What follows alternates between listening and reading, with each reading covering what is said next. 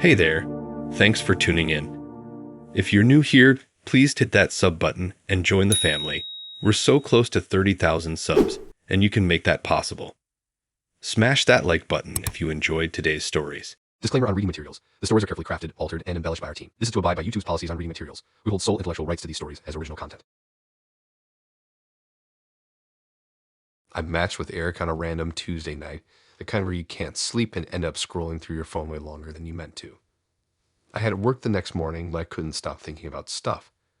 You know when your brain won't shut off, and suddenly you're wondering if you forgot to lock the front door or if that one girl from high school still hates you. That kind of night. Tinder was just something I'd opened out of boredom. I wasn't really trying to meet anyone serious. Half the people on there don't even talk after matching, but Eric messaged me almost immediately. He didn't use any cheesy lines or emojis. Just said something simple like, "Hey, I like your playlist in your bio. Big fan of that band too." It stood out because hardly anyone ever mentioned that. I had a Spotify playlist link that barely anyone clicked on. I remember thinking, okay, he actually looked at my profile. We started talking. He was funny in this quiet, weird way. He never said anything cringy or tried too hard. Our conversations weren't even super deep, just random stuff. Movies, food, places we wanted to visit. He mentioned a little cafe in my area and said he always wanted to go. I told him it had good coffee, and he joked that now he had to try it just because I approved. After a couple of days, we agreed to meet. Nothing dramatic, just a coffee. The place wasn't far from my apartment. He showed up early and was already sitting outside when I got there. He looked exactly like his photos, black hoodie, curly hair, slightly awkward smile. It was fine, normal even. We talked for maybe an hour and a half. He didn't do anything weird or off, but something about him felt a little too tuned in, like he was paying attention to things I wasn't even aware I was doing. If I glanced at my phone for a second, he'd ask if everything was okay. If I adjusted my sleeve, he'd ask if I was cold. Little things like that. Still, nothing happened that made me uncomfortable. Not then. We kept texting after that. He sent me a photo of a stray cat outside his building and asked if I liked cats. I said I used to have one when I was a kid, a black one named Milo. I never told him that. I didn't even have pictures of Milo anywhere on my socials, but I figured maybe I'd mentioned it in passing. Maybe I was overthinking. A few days later, we were talking about high school. I told him mine was boring and that I mostly kept to myself. He casually replied, "Yeah, I read that your school had a weird senior prank tradition." I asked how he knew that, and he said something like, "You posted about it once on Twitter years ago. It showed up when I Googled your name." That kind of threw me. He wasn't wrong. I did tweet about that once, like forever ago, but it fell off. I didn't remember ever giving him my last name, and my Twitter isn't linked to anything. I asked him how he found it, and he just said, "I'd like to know who I'm talking to." After that, I pulled back a bit, slowed down the texting. I didn't ghost him, but I stopped replying as often. I didn't say anything directly, just gave him some space, hoping he'd lose interest. He didn't. One night I was out with some friends and posted a story on Instagram. Nothing wild, just us eating tacos at this food truck downtown. I didn't tag a location or stay where we were. But about 30 minutes later, Eric messaged me, "That red salsa is brutal, right?" I didn't respond. He followed up with, "Hope you're having fun." It made my skin crawl. I looked around, but I didn't see anyone who looked like him. I didn't know how he found me. I hadn't told him I'd be there. I hadn't tagged anyone. The next day, I called my friend Kelly and told her everything. She told me to block him on everything, so I did. Blocked his number, unmatched him on Tinder, blocked him on Instagram, even changed my Twitter handle. Things got quiet after that. For a few weeks, nothing happened. I stopped thinking about it, started sleeping better, convinced myself I was just being dramatic. Then one night, I was coming home from work, and I found an envelope stuck in my doorframe. Just a plain white envelope with my name written on the front in messy handwriting. No stamp, no return address. Inside was a photo. It was a picture of me walking to my car. I recognized the jacket I was wearing. It was from 3 days ago. The angle made it clear it wasn't from far away. It was taken from someone standing on the other side of the street behind a fence. It wasn't blurry. It wasn't accidental. It was intentional. No note, no explanation. Just that photo. I moved out a week later. I didn't tell my landlord the real reason. I just said I had to relocate for work. Found a short-term sublet on the other side of town and paid the extra rent just to get out of there. I never heard from Eric again after that. No more messages, no weird envelopes, no surprise photos. Sometimes I wonder if that's really the end of it. Sometimes I think maybe he's just waiting for me to forget again. Because here's the thing that really messes with me. He knew stuff I never posted anywhere. He mentioned my childhood dog's name, Milo, and the school I went to. Even the color of my old bike, the one I had when I was 8. There's no way he could find that online. I've looked, I scrubbed everything. When I asked how he knew, he just smiled. Not in the creepy way. In this casual, almost proud way. Like someone revealing a magic trick. And then he said it. I've been following you for longer than you think. And that's the last sentence he ever said to me in person.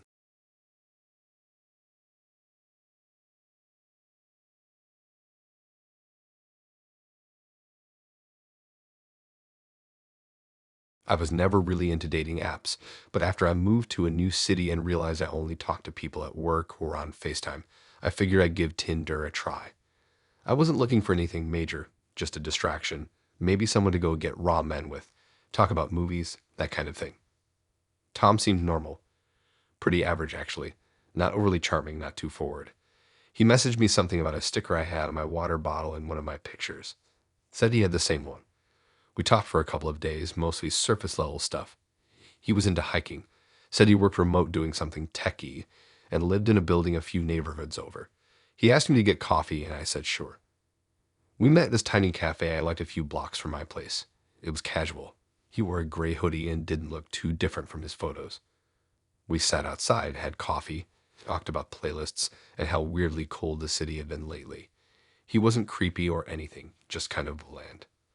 I didn't feel any real connection, and honestly, I was kind of bored by the time we were halfway through our drinks. He didn't do anything wrong, I just didn't feel it. When I got home, I unmatched him. No message, nothing rude, just unmatched and moved on. I didn't think about him again until the next week, when I saw him at my gym. I go to this 24-hour gym that's tucked into a weird strip mall and barely has 10 people inside at any given time. It's not a big chain, just some independent place that doesn't advertise much. I'd never seen Tom there before. He walked in while I was stretching and gave me this surprised look like, oh, hey, small world. He said something like he just joined and was checking out. I forced a polite smile and said cool or something equally short and non-committal. I left early that day. I told myself it really could have been a coincidence. He did say he lived nearby. Maybe he found it online and decided to sign up. I didn't want to overthink it. But then I saw him again 2 days later. This time at the cafe where we had our first and only date. I'd gone there to meet my friend Jules.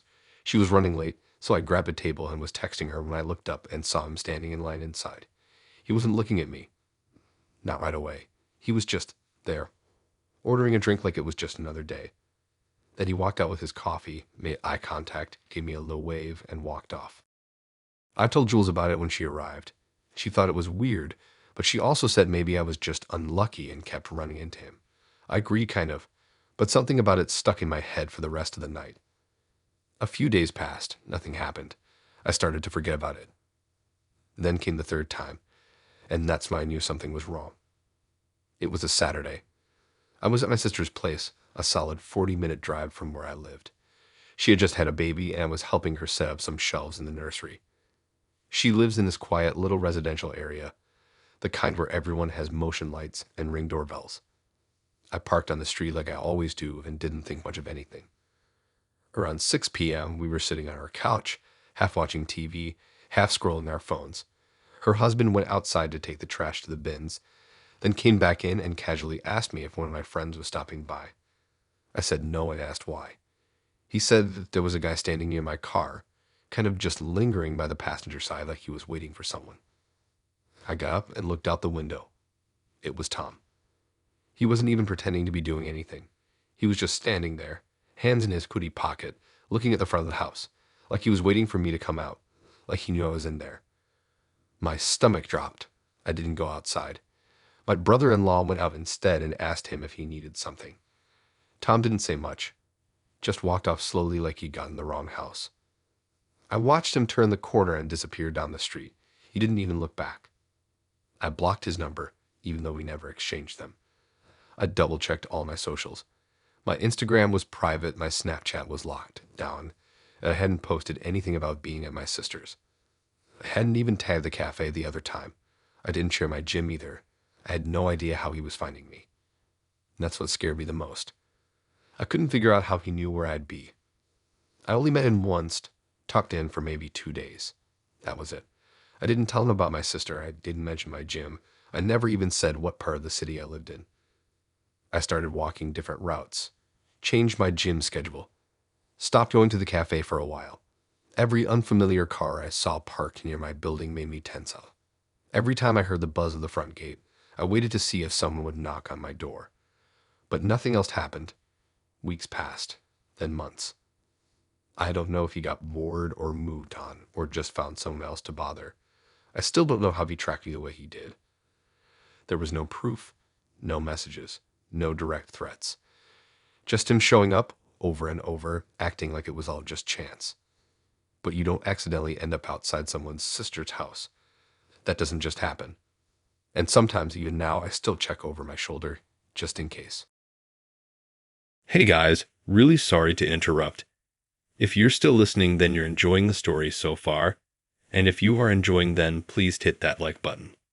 That's all I ask of you. Thanks so much. Now back to the stories. I matched with Stella on a random Tuesday night.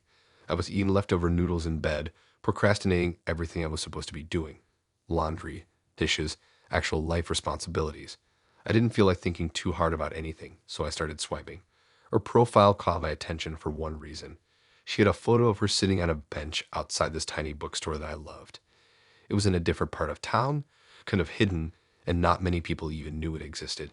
That made me pause. We matched, and she messaged me first. I remember thinking that was cool, confident, not over the top. We talked for a few days. She was funny in this weird, dry way that worked for me.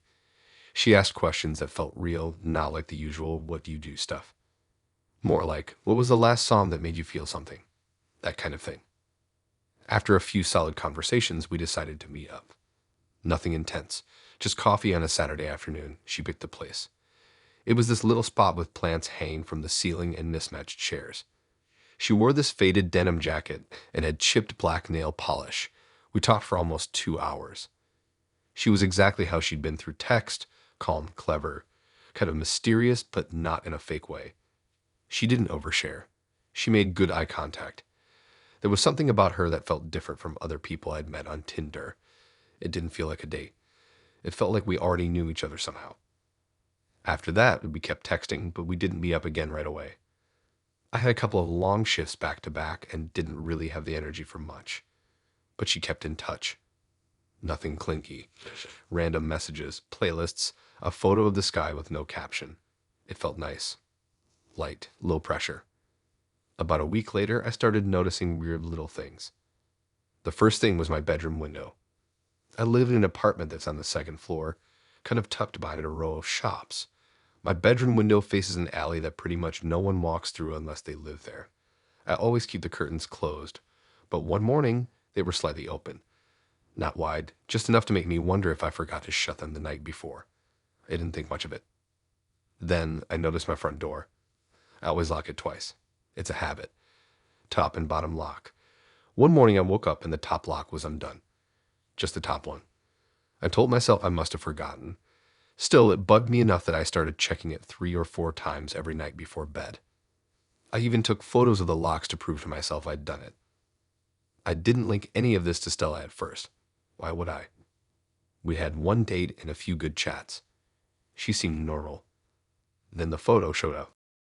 It was a Polaroid, no envelope, just sitting on my doormat like it had been dropped there casually. I almost didn't pick it up. I thought maybe someone left it by mistake. It was a picture of me, sleeping. The photo was taken from outside my window. I could see myself in bed, one arm over my head, blankets twisted around me. The lights were off in the room, but there was enough light from the street lamp to make it visible. It wasn't blurry. It was taken on purpose. Close enough that I could tell it wasn't zoomed in or anything. Someone had been standing outside my window on the second floor while I was asleep. On the back, in small writing, it said, "You're even cuter in person." That was when everything flipped. I didn't call the police. I probably should have. I don't know why I didn't. Maybe I didn't want to explain how I had met her. Maybe I didn't want to sound like I was overreacting.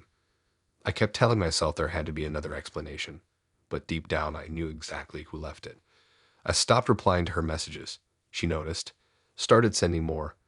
Not angry stuff, just things like hope you're okay and haven't heard from you, is everything all right? Then it got weirder. She sent me a photo of the same bookstore from her profile, but this time it was taken at night, lights off, door locked. The caption just said, "Missed you here today." I blocked her on everything. Phone, socials, even my Spotify, because I realized we followed each other there. I deleted Tinder. I thought that would be it. It wasn't. A few nights later, I came home late from work. My apartment was dark. Everything looked normal. But on the kitchen table, which I definitely didn't leave anything on, there was a single tea bag. My exact brand, exact flavor. Same weird chamomile when I drink when I can't sleep. Just sitting there in the middle of the table. No cup. Nothing else. Just that. I didn't sleep that night. I stayed in the living room with a baseball bat and all the lights on. Around 3 a.m., I heard someone walk past the window. I didn't look. I didn't move. I just waited until morning. The next day, I packed a bag and stayed at a friend's place across town. I didn't explain the whole thing. Just said I needed to crash for a few nights while some stuff got sorted. I went back a week later and nothing had been touched. No more Polaroids. No tea bags. Nothing out of place. I moved a month later anyway. I never saw Stella again. Never got another message. No warning, no goodbye, no sign she ever existed outside of a few weeks. But that photo, the one of me sleeping, I still have it.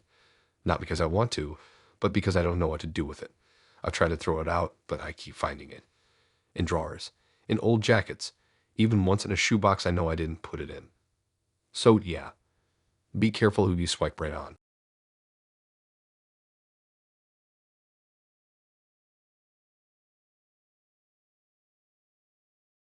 I matched with Daniel on a random Friday night when I was bored out of my mind scrolling through Tinder. I wasn't expecting much, just looking for something to pass the time, maybe meet someone cool to hang out with. His pictures were decent, nothing too flashy, and his bio said he was into hiking and weird documentaries. That actually sounded nice because I'd just gotten back from a trip and wasn't really ready to jump into anything intense. We messaged for a few days, nothing crazy, just chatting about dumb stuff and sharing funny memes. He was easy to talk to, and when he asked to meet up for drinks, I figured why not. It was a Saturday night, and honestly, I had nothing better planned.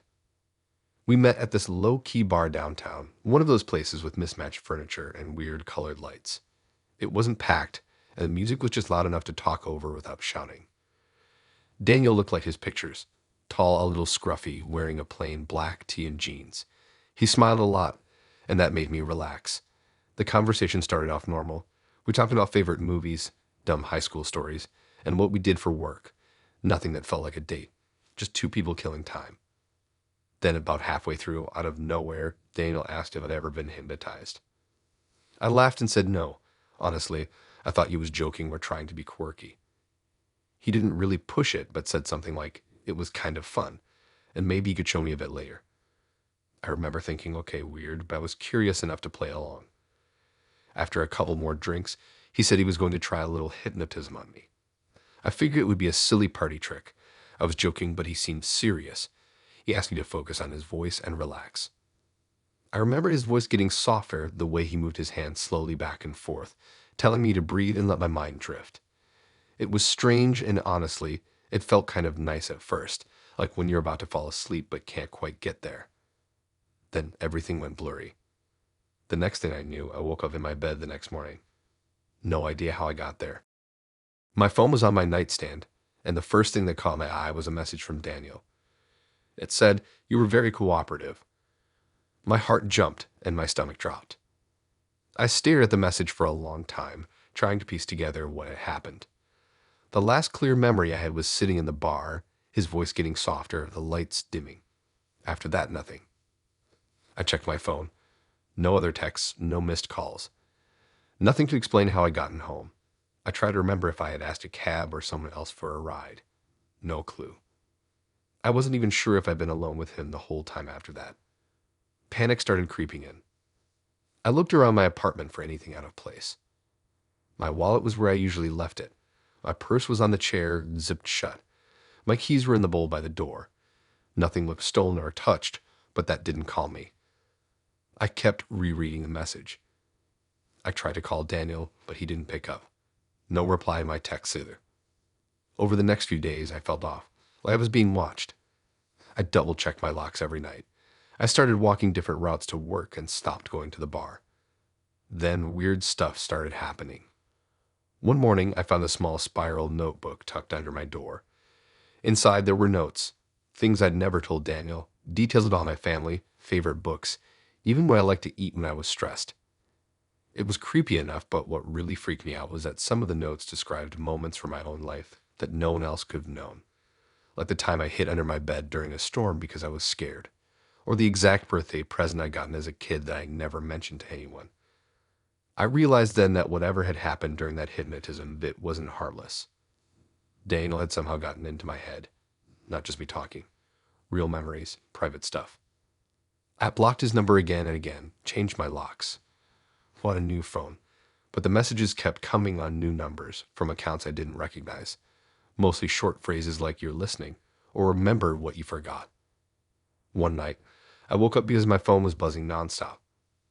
I grabbed it, heart racing, and saw a video. It was me. Lying in bed, eyes closed. No sound. No explanation. Just me sleeping. I never figured out how he got in. I moved a few weeks later. Never told anyone, mostly because I didn't want to seem crazy. But if you ever hear someone say they can hypnotize you, be careful what you agree to. I still don't know what exactly Daniel did or what he wanted, but waking up with no memory of how you got home and knowing someone's been inside your head is the worst kind of nightmare that doesn't stop when you wake up.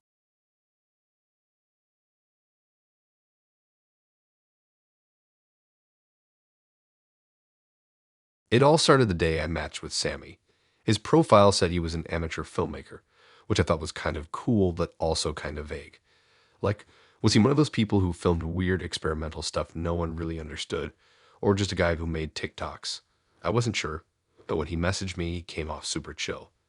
We talked for a bit, mostly about movies and shows we liked, which made me feel like maybe this wouldn't be one of those awkward Tinder matches that fade away after one message. We decided to meet up at a cafe near my place. Nothing fancy, just coffee and some snacks. Sammy showed up the camera bag, which wasn't weird since he said he was into filming. But then, halfway through our conversation, he asked if he could record our vibe. Like, literally record us hanging out, just to capture the moment or whatever. I told him no. I'm not a fan of being filmed, especially not on a first date with someone I barely knew. He said it was cool, no pressure. We just hung out, talked about normal stuff, and then went our separate ways. That should have been the end of it, right? Just one awkward no thanks and then moving on. But it wasn't. A couple of weeks later, I was scrolling through YouTube late at night, the kind of tired where you're just clicking on anything that comes up. Then I stumbled on a short film. It was titled with my first name, which made my stomach flip. I clicked on it. The film was about a girl who looked exactly like me. Same messy brown hair, same tired eyes, same little scar above her eyebrow I've had since forever. The actress wasn't me, obviously, but she was so close I felt I was looking at a reflection. The setting was my apartment, or at least something so identical it gave me chills. The same faded blue couch, the same weird framed poster I have on the wall, even the same chipped coffee mug on the table. I sat frozen through the whole thing. The plot of the film was creepy but low-key. It showed this girl going about her daily routine, like getting up, making coffee, scrolling on her phone. Then she starts getting these strange messages on her phone, and the tension builds slowly. It was the kind of film where you expect something bad to happen, but it never quite hits you in the face. What freaked me out the most was the detail. The little things they got right, like the way the girl had that exact same black hoodie I wear when I'm lazy. The exact snacks I keep in my kitchen. The way the sunlight comes in just right through my window in the afternoon. I scrolled down to the description, hoping for some kind of explanation. There was nothing but a vague note about it being an experimental piece on identity and modern life. That was it. I didn't think about it much at first. I mean, it could be a coincidence, right? Maybe the filmmaker just found an apartment that looked like mine. But as the days went on, I started seeing other details that were impossible to ignore. The girl in the film, let's call her the character, had the same name as me. No last name, just my first name. And there were these moments where the character did things that I never do, but had told Sammy I liked or was interested in. Like one scene where the girl flips through a vinyl record collection. I don't even own records. I told Sammy once that I thought vinyl was cool, but I didn't have any. That was in one of our messages, not the date. There was another scene where the character pauses and looks at a specific spot on the wall, where I have a small photo of my childhood dog taped. The character stares at it like it means something, and I swear the way the actress looks at it is exactly how I do when I'm alone. I felt lucky even though I wasn't. The film wasn't on my channel or anything related to me. It was made by someone else, probably Sammy. I messaged him, asking if he had anything to do with the film. No response. I tried to find a way to report the video or get it taken down, but the channel was anonymous and had no real info. Just a bunch of weird indie short films with no credits. After that, I started noticing strange things in my own apartment, little things that were off. One morning, I found a lens cap for my camera sitting on my kitchen counter. I don't own a camera. I never leave my place unlocked. I didn't see anyone break in, but how else could that have gotten there? Another time, I found tiny footprints in the dust on the floor, like someone had walked through but in socks or bare feet. I lived alone, no pets. It felt like someone had been inside, filming me without my knowledge. I tried to tell myself it was paranoia, but I started sleeping with my bedroom door locked, even though it never used to bother me. I taped the windows, checked all the locks twice before bed. One night, I found my phone had recorded a video while I was asleep.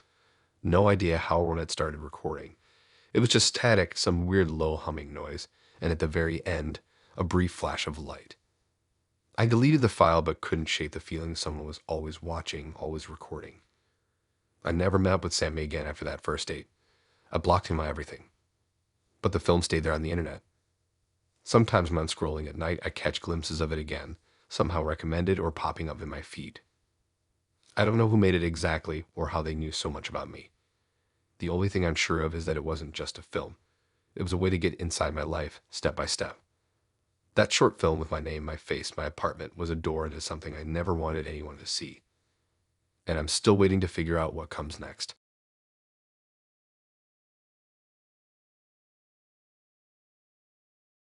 So this whole thing with Ariana started out pretty normal. We matched on Tinder, talked for a couple of days, and then went on a casual first date. Nothing super fancy, just grabbing coffee at this little place near my apartment. She was quiet but sweet, seemed interested enough, and we had a shared Spotify playlist we put together during our chats. It was mostly indie and chill stuff, songs we both liked, nothing too heavy. After the date, she just stopped responding. No follow-up, no texts, no explanation. It was weird, but I figured maybe she just wasn't feeling it, no big deal. I tried not to overthink it. Then a few days later, I noticed something strange. My phone suddenly started showing her Spotify account on my connected devices list. At first, I thought maybe it was a glitch or that somehow our accounts had linked because of the shared playlist. But every time I checked, her profile was playing that playlist on repeat, like literally looping the exact same songs over and over again. I got curious and a little unsettled. I pulled up the IP address where the music was playing from just to see if it was coming from somewhere random. That's when things got weird. The IP address was traced back to my own apartment building. Not somewhere nearby or a cafe, but inside the same building I live in. That freaked me out. At first, I told myself maybe Ariana lived close by too, but I didn't remember her saying anything about it. I asked a few neighbors if they'd seen her. No one had a clue who she was. She never showed up anywhere else, and none of her social media linked to a local place. The whole thing felt off. For days after that, every time I went home, my Spotify would start playing that same playlist without me touching anything. It wasn't my phone either, sometimes my laptop, sometimes my smart speaker. It was like the playlist was alive and I couldn't stop it. One night, I decided to check all my devices thoroughly. I unplugged everything and changed all my passwords. I even reset my Wi-Fi just to be safe. The next day, I thought maybe that would stop the weird connection, but it didn't. The music came back. What scared me most was that the songs were always exactly in the order we arranged them. It wasn't random or shuffled. It was like someone was controlling the playlist carefully. Almost like they were trying to send a message or remind me of something. Then I started noticing small things around my apartment. Like my door would be unlocked when I was sure I'd locked it. or the light bulbs would flicker in rhythm with the music. My phone's battery drained faster than usual, even when I barely used it. One afternoon, I went out to grab some groceries, and when I came back, my playlist was playing at full volume from the speaker in my living room. I hadn't touched anything. The volume was up way too loud for me to have accidentally left it like that. I looked around for signs of someone in my place, but nothing was stolen or moved. Still, the feeling that I wasn't alone was crushing. I started sleeping with my phone in airplane mode, but the next morning I find it connected again, playing the same playlist, no matter what I did. I finally told a friend, and she suggested maybe my phone was hacked, but the hacker would have to be really close by to get the IP address for my building, and that idea made me even more paranoid. Then one day, while I was at work, I got a text from an unknown number. No message, just a link. I hesitated but clicked it. It took me to a live feed. It was my apartment. The camera angle was from a spot I didn't recognize, but it was definitely inside my place. The camera moved slowly from the door to the living room, and then it paused on my playlist, still playing on the screen of my laptop. I dropped my phone. That's when I realized Ariana wasn't just ignoring me. She, or whoever she was living inside my apartment building, watching me, controlling my music, and somehow getting inside my devices without me knowing. I checked the building's directory, looked up every tenant, but Ariana wasn't listed anywhere. It was like she never existed, except for the Tinder profile and that creepy playlist. After that, I started getting weird messages through Spotify itself. Short song requests sent at odd hours, songs I didn't know but sounded like a code or a warning. Sometimes a new song would appear on the playlist with no explanation. I didn't dare tell anyone else. What could I say? That the girl I went on one date with vanished and then haunted my music in my apartment. I didn't want to move or call the cops because I wasn't even sure who she was or what she wanted. Some nights, I'd wake up to the playlist playing softly in my ears, and the shadows in my room would feel too heavy. I still don't know if Ariana was ever real or just some kind of digital ghost messing with me. The playlist is still on loop, and sometimes I swear I hear footsteps in the hall outside my door, but when I look, no one's there. And the worst part, I don't think I can ever listen to music the same way again.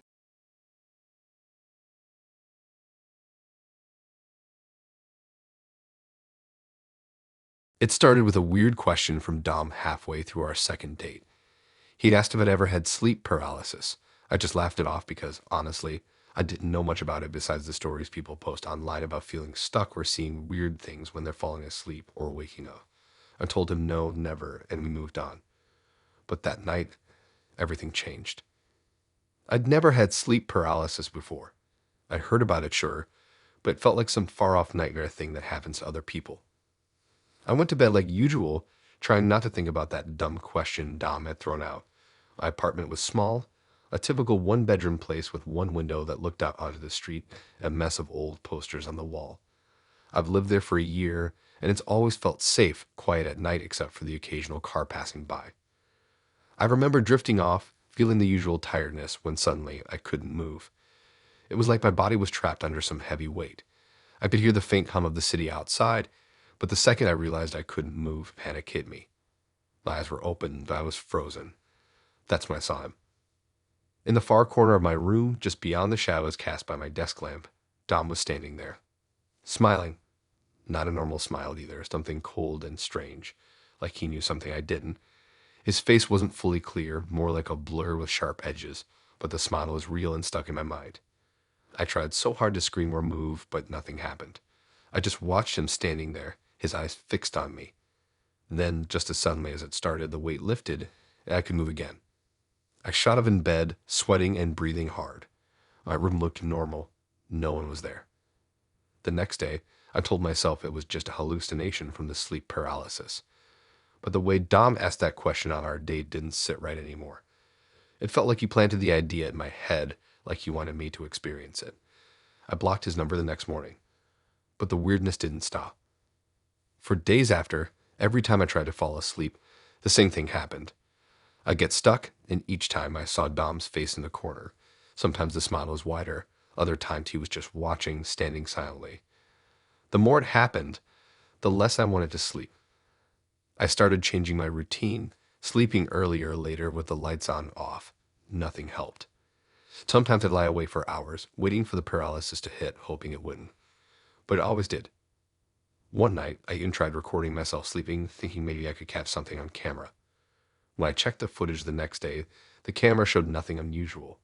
No one in the corner, no shadow, just me tossing and turning. But then on the audio track, there was a faint whisper, barely audible, that sounded like a laugh. Not a friendly laugh, more like a quiet, mocking chuckle that sent chills down my spine. I thought maybe I was losing it. I didn't tell anyone because who would believe me? Oh yeah, my date turned into some nightmare ghost who stalks me in my sleep. It sounds insane. And then there was the day I found one of my posters ripped just a little on the edge, like someone had tried to peel it off but stopped. I live alone. No one else has keys to my place. I checked every window and door lock 100 times, convinced I was missing something. The city outside was still the same, the usual noise, but inside my apartment felt different. He was there watching. Sometimes during the day, I'd catch myself looking toward that corner, half expecting to see him standing there smirking. I started avoiding mirrors in that part of the room because sometimes I thought I saw his reflection behind me. After a couple weeks, I tried messaging Dom once, just to ask what the hell was going on. But the message didn't send. I checked my phone, and his number was gone, like it had never existed. I went through my apps, my messages, everything. It was like he was never real, except for the dates and those moments I saw him. One night, completely exhausted, I decided to confront the sleep paralysis. I told myself if I saw him again, I'd try to talk to him, ask what he wanted. The paralysis hit heavy and fast. I was stuck again, but this time when I looked at the corner, the smile was different. It felt less like a smirk and more like a warning. I tried to scream or move, but again, nothing. Then I felt a coldness spread from that corner, like a shadow reaching toward me.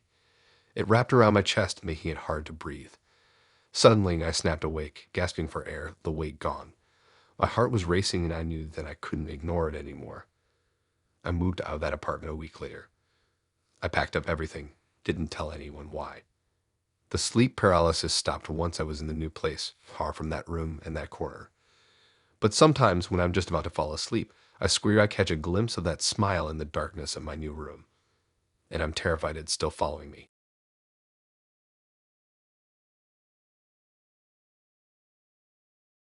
You ever have one of those dates that starts out so normal it almost tricks you into thinking something good might come of it? That's exactly how it was with Josh. I matched with him on Tinder, and at first, he was the kind of guy who seemed to get everything right. His messages were funny, he knew all the right things to say without sounding fake. And when we finally met up, he had this effortless charm that made me forget about all the awful dating stories I'd been through before. We decided to hang out one Saturday afternoon. The plan was simple: grab some food at a local diner, maybe walk around the neighborhood, and just see where the day took us. His place was pretty close to mine, which was cool because I hate long commutes for first dates. We met outside his apartment building, and he smiled at me like I was the only person in the world. It felt genuine, you know. We joked about dumb stuff, talked about music, movies, and the usual getting to know you stuff that every first date has. But the day quickly took a weird turn. We were walking down a pretty quiet street lined with parked cars when I suddenly stopped dead in my tracks. Josh had ducked behind one of the cars, some random neighbor's car. I didn't even recognize the make or model, and was peeing on it, like full on just squatting and letting it go. I blinked hard because I thought maybe I was imagining things, or that maybe it was some prank or something. But no, he was definitely peeing on this car like it was totally normal. I called him out on it right then, and he just laughed at this low, almost menacing laugh. Then he said he liked to mark his territory. That phrase hung in the air between us, thick and heavy, twisting everything I thought I knew about this guy. The moment the words left his mouth, the charming texts, the smiles, all those nice guy vibes I'd felt evaporated like steam. It was like suddenly I was seeing Josh for who he really was, and I didn't like it one bit. We kept walking, but the mood had shifted. I couldn't get that image out of my head. What kind of person just casually pees on a stranger's car in the middle of a neighborhood? And that stupid mark my territory thing. It sounded like something a wild animal would do, not someone you'd want to trust or date. The neighborhood we were in wasn't sketchy or anything. It was the kind of place where people actually cared about their stuff. Families, kids playing, people walking dogs. And there he was, acting like the rules didn't apply to him. That night, when I looked back at all our texts, it hit me how fake they all felt. The sweet messages, the thoughtful questions, they were all a joke, like he'd been putting on a show. I remembered little things I'd brushed off before, like the way he got a little too close when he laughed, or how his eyes had this flicker that now looked more like something cold and calculating. I decided to distance myself. No more replies, no more meeting up. But Josh didn't get the memo. The next day, I started noticing him around my neighborhood. Not close enough to say hi or ask how I was doing, but just close enough to make me uncomfortable. Sometimes I'd see him walking his dog. Yeah, he had a dog, which made the whole peeing on cars thing even more bizarre. Or sitting on a bench near my building, just watching. It was like he was trying to stake out my space the way he said he marked his territory. One night, I found a fresh puddle on the street outside my window, and it smelled just like that car. I started locking my doors early and avoiding walking alone. Then things got worse. My friends told me they saw Josh hanging around my workplace. One of them even caught him taking photos from across the street when I wasn't looking. When I confronted him online, he didn't deny it. Instead, he just sent me a message with a picture of my front door and the words, "This is mine now." That's when it hit me. It wasn't just about marking cars. It was about marking me. I reported him to the police, but without anything physical or a direct threat. They said there wasn't much they could do. Meanwhile, Josh's behavior got more twisted. He started showing up at places I'd never mentioned. The cafe I go to early in the morning, the park where I jogged on weekends, even outside my sister's house. Every time I saw him, he'd just smile like he owned the place, like I was a possession he was claiming.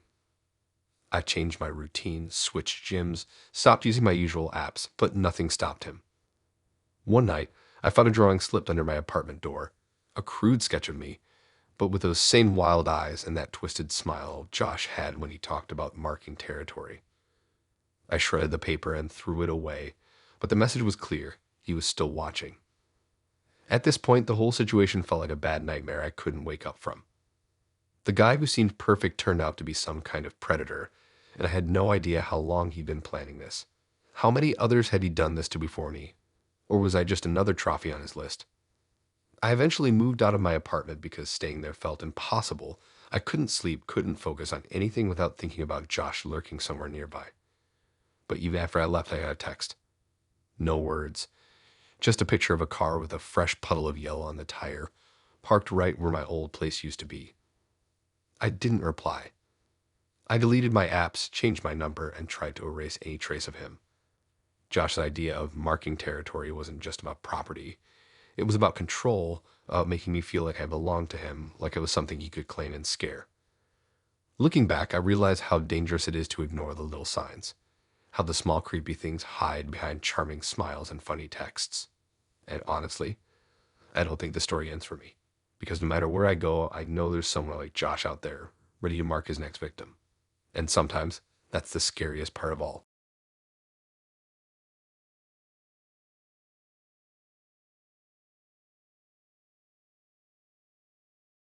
You ever get that gut feeling that something's off, but you just ignore it? Like you're in this bubble, and you keep telling yourself it's nothing, just your imagination. That's exactly what happened with Nikki. We'd been seeing each other for a few weeks. Nothing serious, just casual, but still, you know how it is when someone gets under your skin a little. Nikki seemed cool at first. She was funny, had a vibe I liked, and we'd chat every day, share little bits about our lives. But there was always this weird part of her story that felt incomplete, like she was holding back just enough to keep me guessing. She talked about her roommate a lot. She mentioned him here and there, nothing too detailed, but it was clear they shared a place. I never met this guy, and when I asked, she'd dodge or say he was just a quiet dude, not really into hanging out. That was a little odd, but I didn't press it too hard. People have roommates they barely know, right? Then things started getting weird. One night, out of nowhere, I got a message on Tinder from a new account. Nothing special, just a guy named Matt. The profile pic looked normal enough, a regular guy smiling in a blurry selfie. But the weird part was that the way he messaged felt off, almost like he knew too much about me, like he'd been watching me. I didn't think much of it at first, just some random dude sliding into my DMs. But the more Matt messaged, the more it felt like he was dropping hints about Nikki, little details that only someone close to her would know. At first, I thought maybe they were just friends, and he was messing around. But then it got creepy. Matt started mentioning things Nikki never talked about with me. Stuff about her routine, her moods, things she did when she thought no one was paying attention.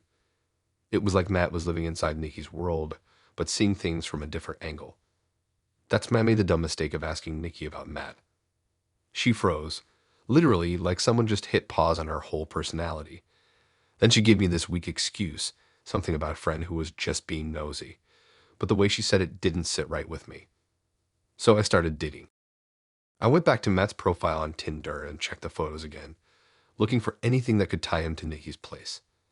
Then I noticed a small detail, a photo of Matt in a room with the exact same couch Nikki had shown me on video one time. That wasn't a coincidence. The next day, I found a mutual friend online who knew Nikki's roommate. That's when I learned the truth. Matt was Nikki's roommate, the same guy she kept talking about but never let me meet. And it got worse. Matt had been messaging me the whole time, pretending to be some random guy trying to get close to me while Nikki was dating me. I don't even know why. Maybe jealousy or some twisted game they were playing together. But it felt like they were both watching me, like I was part of the sick reality show they were running without telling me. I confronted Nikki about it, but she just laughed, acting like it was all some joke or nothing to worry about. That laugh didn't feel real. It felt like the kind of laugh someone gives when they know they're winning at your expense. I couldn't believe I'd been so blind. The sweet texts, the late night calls, they were all just a front while Nikki was living this double life with her roommate right under my nose. It wasn't just about cheating or lying. It was the way they pulled me into their weird setup without a second thought, using two sides of themselves to mess with my head. I started noticing little things around my apartment too. Small signs that someone had been there when I wasn't. A moved book, a light switch left on, that kind of stuff. I thought maybe it was just me being paranoid, but after everything I wasn't sure anymore. One night, I even found a note slipped under my door. No signature, just a sentence that said, "We're closer than you think." That was the last straw. I blocked Nikki and Matt everywhere, changed my phone number, moved the locks on my doors. But sometimes, even after you cut ties, the feeling that someone's still watching doesn't just go away. What's crazy is that I never actually saw them both in the same room. It was like they were two halves of the same twisted puzzle playing separate roles to keep me guessing. I never got why they did it, what they wanted from me. Maybe it was some messed up power play, or maybe just a game that spiraled out of control. But here's the thing, I'm still not sure I ever fully escaped it. Because sometimes when I'm alone, I catch a glimpse of a shadow or hear a faint message notification on my phone that's not from anyone I know. And I wonder if Nikki and her roommate are still out there, watching, waiting, playing their sick little game with the next person who thinks they found someone real on Tinder.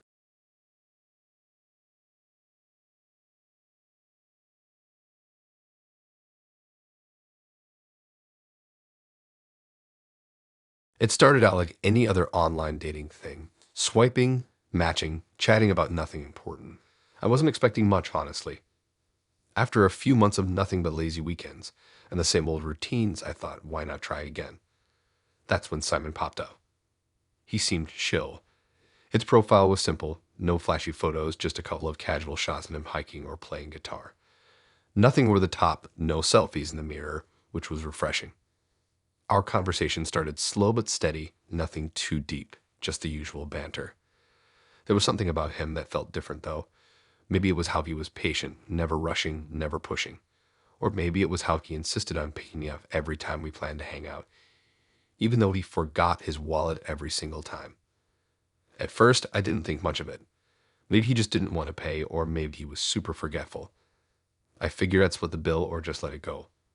Honestly, it felt kind of cute at first, like he was trying to prove he wanted to see me, even if he was a little scattered. We met up a few times over the next couple of weeks. Always at my place first. He'd come over, we'd hang out, watch some TV, listen to music. Sometimes we'd go out afterward, sometimes not. It felt easy, comfortable. But then little things started to feel off. Every time he was over, he found a reason to leave the room for a few minutes. "I'll grab a drink," he'd say. Or, "I need to use the bathroom." At first, it was normal. People get up and move around, right? But then I started noticing that when I looked away for a second, he'd sneak into my bedroom or start rifling through drawers in the living room. Just quick glances, but enough to know something wasn't right. One night, after a couple of drinks, I left the room for a bit to grab more snacks from the kitchen. When I came back, I heard rustling from my bedroom. I froze, just listening for a second. Then I saw him. Simon, sitting on the edge of my bed, his hands buried in my dresser drawers. He was pulling out pieces of my clothes. Not money, not jewelry, nothing valuable in the usual sense. Just my favorite t-shirts, some underwear, even a hoodie I loved. I didn't move. My heart pounded so loud I thought he might hear it. I wanted to scream to tell him to stop, but I was paralyzed. It was like watching a nightmare happen in slow motion. When he noticed me standing there, he didn't even blink. No apology, no explanation. Just this weird, calm smile, like he thought what he was doing was totally normal. That smile was the worst part, the kind that makes your skin crawl because it's like he knew something I didn't, something dark. I grabbed the bag he was stuffing the clothes into and yanked it away. His smile didn't fade, but the way he looked at me was wrong. Like I wasn't a person, just some puzzle he was piecing together for his own sick collection. I told him I wasn't feeling it anymore, that I needed space. He shrugged like it didn't matter and left. He said he got it, but I didn't believe him. Not really. I blocked his number, deleted his messages, and hoped that would be the end of it. But it wasn't. That's when the real creepiness started. I noticed things going missing from my apartment. At first, it was small stuff. A pair of socks, a scarf, a sweatshirt from my laundry pile. I told myself I was just losing things, being forgetful. But then I found clothes in places I would never put them. My hoodie draped over a chair in my living room, even though I was sure I hadn't left it there. My favorite t-shirt hanging on my bedroom door where I never leave clothes. I started locking everything. Doors, drawers, even my closet. I changed my locks, bought a small security camera, and tried to keep track of my things. But every morning I woke up to find one or two pieces missing again. And sometimes I'd find something I thought was gone for good, placed somewhere new like a message. It wasn't random. It was like someone was carefully choosing what to take, building a collection, something personal.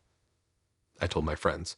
They tried to convince me I was overthinking it, that maybe I misplaced the clothes or a roommate was borrowing them. But I knew better. I wasn't crazy. One night it got worse. I left my bedroom window cracked open because it was hot. I woke up in the middle of the night with the sensation that someone was sitting on the edge of my bed. I didn't move or scream. I just stared at the shadow in the dark. When the morning light finally came through, no one was there. But my hoodie was gone. That was it. I couldn't stay. I packed my things and moved out a week later. New place, new locks, new everything. But the feeling didn't go away. Sometimes when I walk past my old apartment, I get this chill in my spine like Simon is still there, watching from the shadows. Like maybe he wasn't just some forgetful guy who took my clothes. Maybe he was someone who needed pieces of me to feel close, to feel in control. The thought messes with me more than I want to admit. I haven't heard from him since. No texts, no calls, no random knock on the door. But sometimes, late at night when I'm alone in my apartment, I swear I catch a glimpse of a shadow moving outside my window. And every time I see a hoodie or a t-shirt left carelessly on a chair or a door, I wonder if it's really mine or if he's still collecting.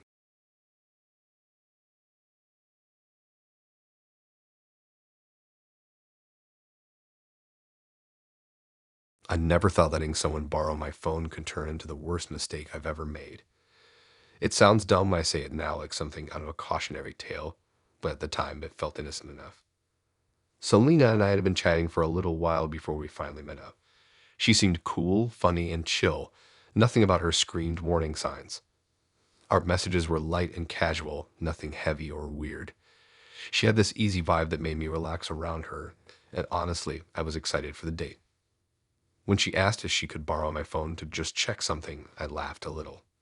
I mean, who asks to use your phone like that on a first date? Usually, it's a big no-no. But Selena said it so casually like it was no big deal. I thought maybe she wanted to look something up real quick, maybe check a playlist or a map. I didn't want to be the suspicious guy, so I handed it over. I had no clue what I was getting into. Right away, it felt weird. She didn't just check whatever she said she would. She didn't stop scrolling after a quick glance.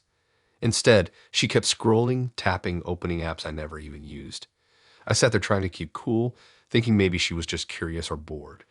But then she pulled up the messaging app, and I got a bad feeling. Before I could say anything, she started typing.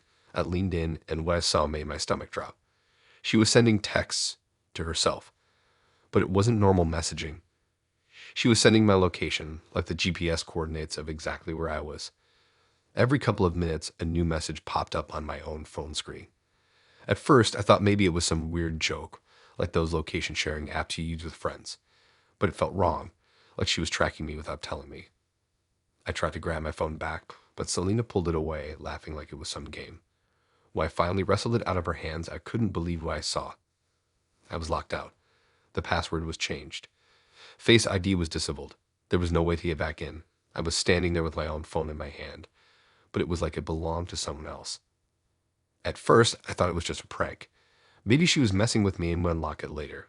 But days passed. No password. No messages from her offering to fix it. Just silence. Meanwhile, my phone, well, whatever was controlling it, started sending me weird messages from a burner number I didn't recognize. Short texts, sometimes just a location ping, sometimes creepy little comments about where I was or what I was doing. It was her. She was watching me through my own phone. I tried to block the number, but she was smart. She kept switching phones, using apps that hid her real number or disguised it entirely. Every time I thought I had her blocked, a new number would pop up, sending me the same type of messages. They knew things about me I hadn't told her, where I worked, what gym I went to, even which cabs I like to hang out at. At first, I thought maybe she'd stalk me online before we met, but this was different. This was real time. This was invasive, like she had a direct connection into my life I couldn't see. That's when things started happening outside the phone. I began noticing small, weird things around my apartment. Doors left unlocked, even though I was sure I had locked them. Items shifted slightly. My keys weren't where I remembered putting them. My wallet moved from one table to another. It wasn't paranoia, it was happening. One night, I was lying in bed and I caught movement from the corner of my eye. Someone was outside my window, a shadow, just a silhouette, but it was too familiar. I didn't scream.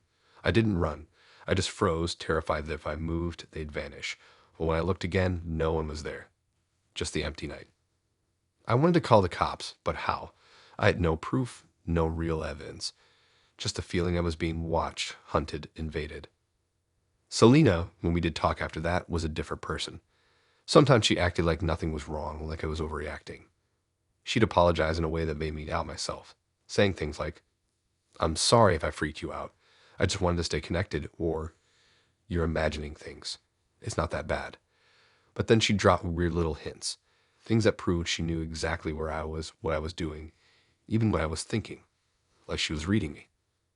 My phone was useless, so I had to get a new one. New number, knew everything. I changed every password, set up two-factor authentication, the works. But it didn't matter. The texts kept coming from different numbers, but always from her. It was like a game she was playing, and I was the target. I stopped replying. I stopped trying to explain. I changed my daily routines. Different gym, different routes to work. Started working remotely when I could. I felt like I was running from a shadow I couldn't escape. The worst part was how simple it all started. One small moment, letting her borrow my phone, turned into a nightmare. A device I trusted completely was suddenly a weapon against me. The thing I used to connect with the world was the thing that cut me off from it. I never got my old phone back. She never gave me the password or the code. And honestly, I don't want it anymore. It's a piece of me she owns now, a reminder that control can slip away in an instant. Every time I pick up a new phone, I double-check my settings, lock everything down tighter than before. But there's always that nagging fear, that little voice whispering, what if she's still out there, watching, waiting, one message away from breaking back in. Sometimes late at night, I think about how easy it was to lose control over something I thought was mine. A phone, a simple thing, and how one small casual choice, letting someone borrow it, opened a door I can't close. Selena wasn't just a date who wanted to borrow my phone. She was someone who wanted to own my world, one message at a time. And she almost did.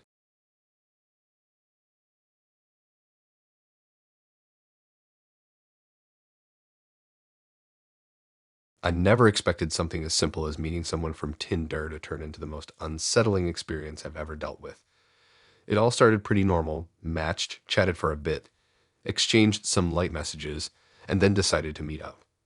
Winnie seemed chill, like someone who could actually be a decent person to hang out with.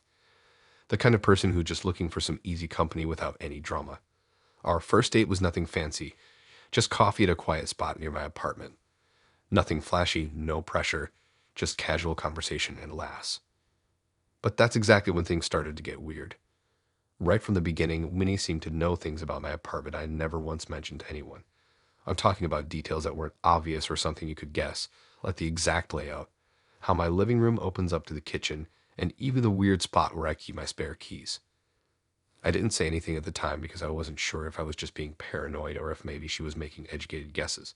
I mean, people can sometimes be surprisingly observant, right? But the way she casually dropped those specifics felt off. Too precise to be luck or coincidence. I kept my cool and acted like it didn't bother me, but deep down it planted this uncomfortable seed in my mind. A nagging thought that maybe she had been inside my apartment before. How else could she know all that without me ever mentioning it? Maybe she was just good at reading people, or maybe she had stalked me online more than I realized. I even went through my social media profiles with a fine-tooth comb, deleting anything that might give away more personal info. But nothing explained how she could have such an intimate knowledge of my place. A few days later, after a long day at work, I came home and something made me decide to take a closer look around the apartment. It wasn't panic or fear, not yet, just this weird instinct I couldn't shake, like something was off and I needed to check it out. I looked up at the ceiling, scanning the smoke detectors in the living room and hallway. Who inspects smoke detectors regularly, right? But one of them caught my eye. It looked a little different, nothing broken or out of place, but somehow wrong. I grabbed a chair and got closer. That's when my heart started racing. It wasn't a regular smoke detector at all. There was a tiny lens, hidden in one corner, almost invisible unless you were really looking for it. A hidden camera, I swear. It looked like something straight out of a thriller movie. The way it blended in perfectly with the ceiling was terrifying. I carefully took it down, trying not to touch anything else so I could keep it as proof if I needed to. Suddenly, everything started clicking together. The weird things Winnie said about my place, how she seemed way too familiar with every corner, even though I never invited her inside, and the fact that I never gave her a key or told her where I kept my spare. I went back through our messages, hoping for a clue. Something, anything that would explain how she could have gotten into my apartment without me knowing. But no, our chats were totally normal. Casual texts, jokes, making plans for the next date that never happened. Nothing about sneaking around or having access, just normal. I started feeling sick, like I was trapped in some nightmare. The idea that someone had been spying on me, invading my personal space without my knowledge, it was terrifying. I couldn't even tell my friends or family at first. It felt embarrassing and honestly surreal. Like, how can someone do that? Who does that? But I knew I couldn't just ignore it. So I called the police and handed over the camera, explaining everything in detail. The officers listened and said it was probably used to spy on me. They promised to investigate, but they were honest about the limits. Without more evidence, there wasn't much they could do immediately. After that, I started changing things in my apartment. I moved the furniture around, got new locks on the doors, and installed a couple of security devices. I even started using a little handheld scanner app to check for any hidden devices. Every time I thought I was safe, a wave of paranoia hit me. The thought of all the times I had been at home, completely unaware that someone was watching, made my skin crawl. The worst part, Winnie vanished. After that first coffee date, I never heard from her again. No texts, no calls, no explanation, no apology. She ghosted me completely. Honestly, I wasn't sure if that was better or worse. The not knowing felt like a bigger punishment. Was she out there somewhere, still watching? Had she moved on to someone else's place? It was like the mystery stayed with me, lurking just beyond my reach. It completely changed how I view dating apps now. I'm way more cautious, way more suspicious. I've learned to trust my gut instincts when something feels off. But nothing will ever erase the fact that someone slipped into my life, learned my secrets, and turned my own apartment into a stage for their creepy game, all without me realizing it. Sometimes late at night when the apartment is quiet and dark, I still catch myself double-checking every door, every window. I check the ceiling again, even though I know I removed the camera. It's like the feeling of being watched is stuck with me, like a shadow that won't go away. So yeah, if you think Tinder is just about awkward first dates and bad coffee, think again. Sometimes it's way darker than you expect. Sometimes the person you meet isn't just after your company. They want to know everything about you, even the things you don't want to share. And sometimes they're watching even when you think they're gone.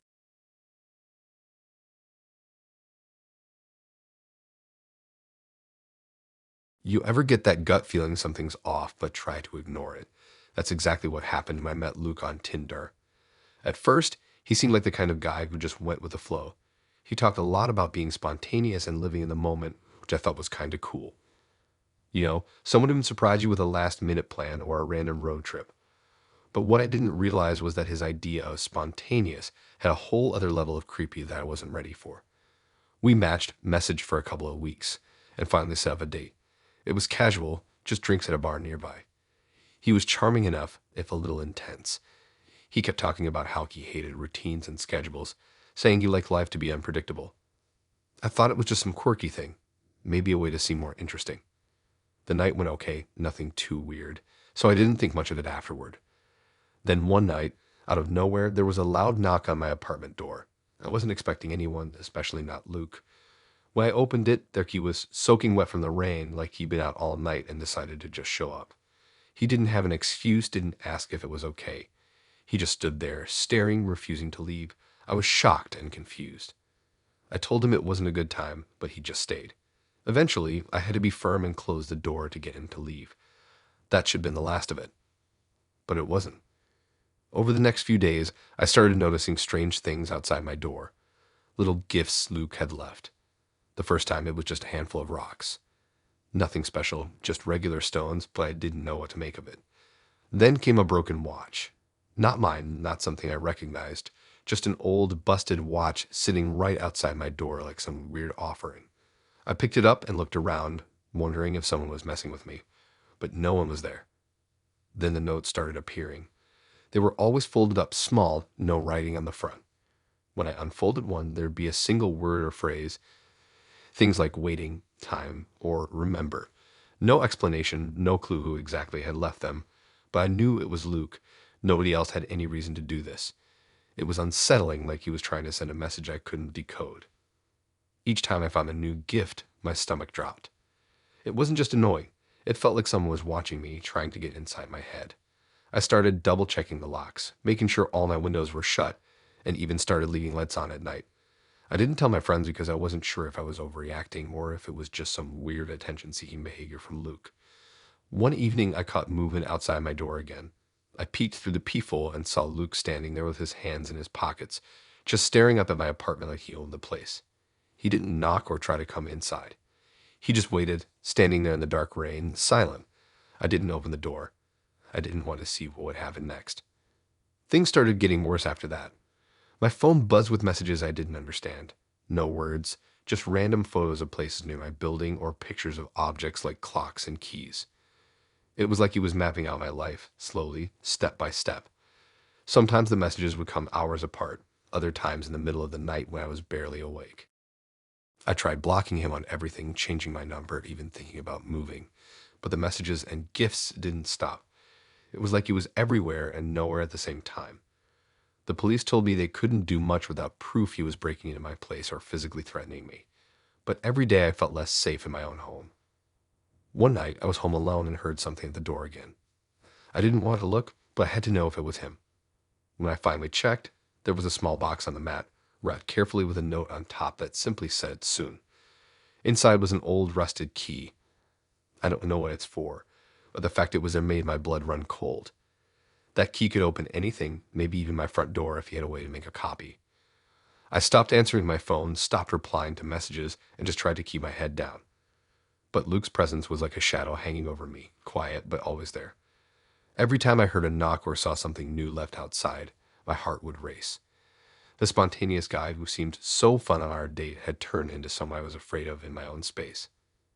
At some point, I just wished he would go away or get caught, but that didn't happen. I never saw him again, never heard his voice. All that was left were his weird gifts, and the feeling that he could come back whenever he wanted. Sometimes I wonder if he's still watching, still waiting for another chance to surprise me. So yeah, that's how someone who said they loved being spontaneous became the reason I dread every unexpected knock on my door. It's wild how quickly a first date can turn into a nightmare you can't just swipe away.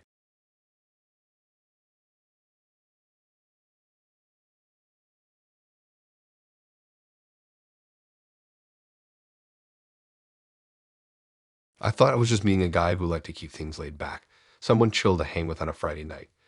Vic had this whole vibe about him, talking about how his place was super chill, the kind of apartment where you could just kick back, watch movies, maybe smoke a little something, and not worry about any drama or complications. Honestly, that was exactly the kind of low-pressure evening I wanted. No awkward dinner dates, no fancy restaurants, just a casual hangout. So when he finally asked me over, I didn't hesitate. It sounded like the perfect way to spend the night. When I arrived, everything seemed normal at first. The building itself was one of those old brick ones, kind of worn down but with some character, like it had been standing there for decades. The narrow stairwell smelled faintly of mildew mixed with old carpet, and the faint hum of fluorescent lights buzzed overhead. Vic met me at the door with that easy smile, acting like it was just another chill night. But the second I stepped inside, something felt off. The apartment was darker than I expected, with the blinds mostly shut, letting in just slivers of streetlight. There was this weird constant hum somewhere, maybe old wiring or an electrical appliance left running. I told myself not to worry about it, tried to shake the creeping unease, but my eyes kept darting around. We moved to the living room and sat down, trying to get comfortable and chat, but I kept catching these little black dots in the corners of the ceiling. At first, I thought maybe they were smoke detectors or something equally boring, but as I looked closer, I realized what they really were: cameras. Tiny surveillance cameras, not just one or two, but at least 6 or 7, all strategically placed.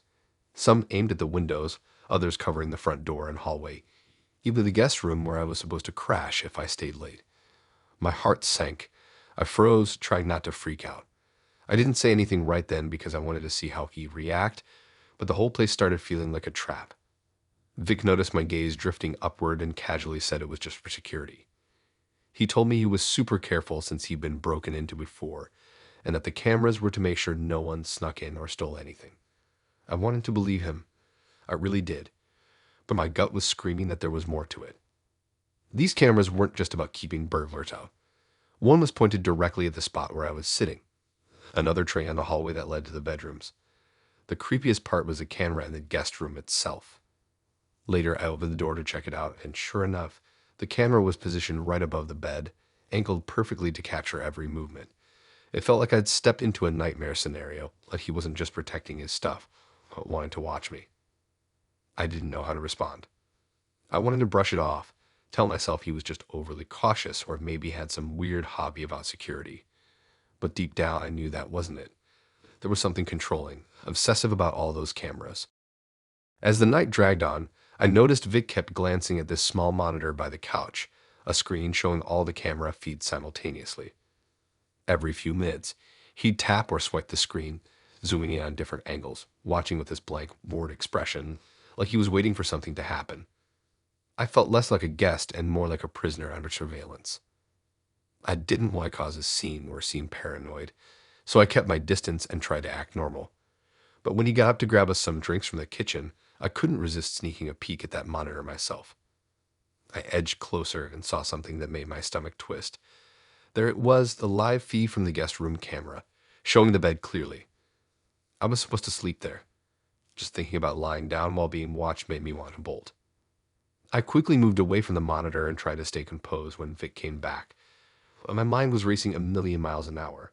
How long had he been watching people? Did he have recordings saved somewhere? Did he share those videos? Was this some sick game? The whole setup felt so invasive, so violating. Eventually, I told him I had to leave. Vic looked surprised but didn't argue. I grabbed my stuff, feeling his eyes on me the entire time, and stepped out into the cool night air. That fresh air was the first real breath I'd taken all evening. I never texted him after that night, and he never reached out either. I told a few friends about what happened, but some shrugged it off. Maybe he was just super security obsessed or had a weird hobby collecting footage for protection. But that didn't sit right with me. No normal person needs to watch every single window, every door, especially their guest bedroom, like some kind of pervert. Sometimes I still think about that night. The way his smile hid something sinister, how the apartment was set up like a prison with cameras instead of bars. I'm grateful I left when I did, because who knows what could have happened if I'd stayed, ignored the cameras, and trusted him. It's crazy how someone can seem totally normal, like just a chill guy with a cool apartment, and hide something so creepy behind closed doors. That night shattered my trust in people and made me rethink what safe really means.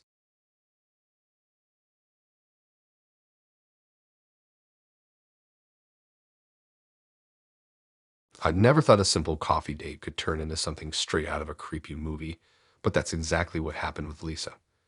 Honestly, it started off normal enough. We matched on Tinder, exchanged a few messages that felt casual, nothing too intense or weird. When she suggested meeting at this tiny cafe I hadn't been to before, I thought, why not? It was one of those cozy little spots with mismatched chairs, soft jazz playing in the background, and that faint, comforting smell of espresso hanging in the air. The kind of place where you think, okay, this might be nice. Chill, relaxed, low pressure. Perfect for a first meeting. But the minute Lisa sat down across from me, things started to get weird, like really weird. Right away, she pulled out a little notepad and a pen from her bag and just started sketching nonstop on a napkin. Not just little doodles or something cute like hearts or flowers. No, these were intense, detailed drawings. First, they were just of me, my face, the way I sat, even the little creases in my shirt, and the way I held the coffee cup. At first, I laughed it off. I mean, who sketches their date on napkins at a cafe? I figured maybe she was an artist or something. It was quirky, but kind of interesting in a strange way. But she didn't stop. Page after page, napkin after napkin, she kept scribbling away, eyes locked on me like she was trying to memorize every line on my face. I started to feel a little uneasy, but was too polite to ask her to stop. Then it got unsettling. When I finally asked if I could see what she'd drawn, she handed me a stack of napkins. At first glance, there were the sketches of me, but as I flipped through them, my stomach dropped. There were drawings of my apartment building, the exact view from my window, the crooked tree that leans just a little to the right. She even had sketches of my friends, the ones I casually mentioned in conversation. And unbelievably, there was a detailed drawing of my car parked on the street, down to the dents on the driver's side door. I sat there, holding the napkins in my hands, feeling a weird pit open up in my stomach. How did she know all this? I hadn't told her much beyond the usual small talk. When I looked up, she smiled and said, "I'm just making sure you don't forget anything." But it wasn't the casual, joking kind of comment you might expect. The way she said it felt like a warning or a threat wrapped in a smile, like she meant something I couldn't quite understand yet. We kept talking, but her eyes never left me and her pen never stopped moving. I tried to steer the conversation back to normal things, music, work, weekend plans, but she didn't really care. She was focused on the sketches, almost obsessed with capturing everything about me and my world on paper. It was like she wanted to lock it all down, piece by piece, so nothing could be missed or changed. When she finally got up to leave, she handed me a folded bundle of napkins and said she hoped to see me again. I took the bundle and left the cafe, feeling the weight of those sketches burning a hole in my pocket. Part of me was curious, almost fascinated by her talent, but a much bigger part was filled with unease. That night, I sat alone in my apartment and unfolded the napkins again. I noticed more details than I had before, drawings of the inside of my apartment, the layout of my furniture, the exact placement of the couch, the coffee table, even a sketch of my bed. I didn't remember telling her any of those things. It was like she'd been watching me for weeks or months, studying my place without me knowing. I started to put the pieces together, trying to figure out if I'd missed some signs. A couple of days before the date, I suddenly remembered seeing someone lingering near the entrance to my building, someone I hadn't paid much attention to at the time. Now I realized it might have been her. The more I thought about it, the more everything felt off, like some part of my life had been exposed and invaded. Her drawings weren't just art. They were detailed plans, maps of my world laid out in black ink. That realization brought with it a deep, unsettling feeling that I couldn't shake. I felt like I was being watched, even when I was alone. My phone buzzed with strange messages from numbers I didn't recognize, silent texts that didn't say anything, but always seemed to arrive when I was home alone late at night. I didn't know what to do, but I knew I had to tell someone. I confided in a close friend about Lisa and the creepy sketches. She told me to trust my gut, that this wasn't normal and I should take it seriously. From then on, I started locking my doors tighter, double-checking windows, and changing up my daily routines, just in case. I never heard from Lisa again after that first date. No calls, no texts, no messages on Tinder or anywhere else. But those napkins stayed with me, folded and tucked away in a drawer where I could see them. Every time I looked at them, that creeping feeling came back, that she wasn't done yet. Like those drawings were a kind of mark she'd left on my life, something I couldn't just erase or forget. It's wild how someone you barely know can suddenly make your whole world feel smaller, darker, and less safe, just by drawing pictures on some napkins. I went from thinking I was meeting someone new and exciting to realizing how vulnerable you can be with just a little too much attention from the wrong person. Now, every time I go out, I catch myself scanning my surroundings, wondering if someone is watching. It's like a shadow that never leaves, all because of one weird coffee date and some sketches on a napkin. And the worst part, I still don't know why she did it or what she was planning next. I just know that Lisa changed how I see dating forever, and not in a good way.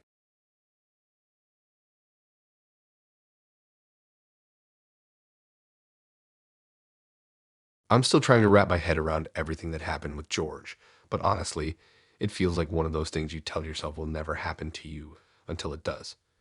We matched on Tinder, and from the very start, George was the kind of guy who talked endlessly about how much he loved dogs, like it was the single most important thing in his life.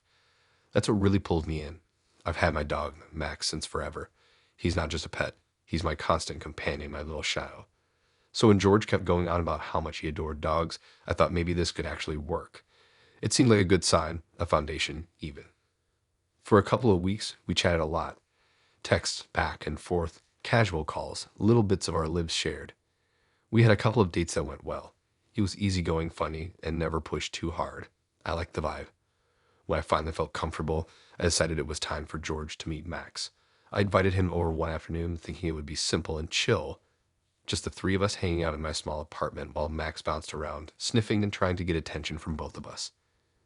George showed up looking casual, like he'd been there before. Max immediately perked up, tail wagging furiously as he sniffed at George's shoes and hands. George acted like he was genuinely into it, petting Max, throwing his favorite toy across the living room, talking to him like they had been buddies forever. Max even tried to get George to play fetch a few times, and George played along without complaint. The night went fine. Nothing weird or off about George at all. After he left, Max settled on the couch like usual, curling up with his head resting on the armrest. I figured everything was cool. I went to bed feeling like things were finally looking up. But the next morning is when everything started to go sideways. I woke up and Max was nowhere to be found. I called his name all around the apartment, checked the balcony, looked under the bed, even peeked into the laundry room. Nothing. I ran outside, yelling for him, hoping maybe he'd slipped out the door, but there was no sign.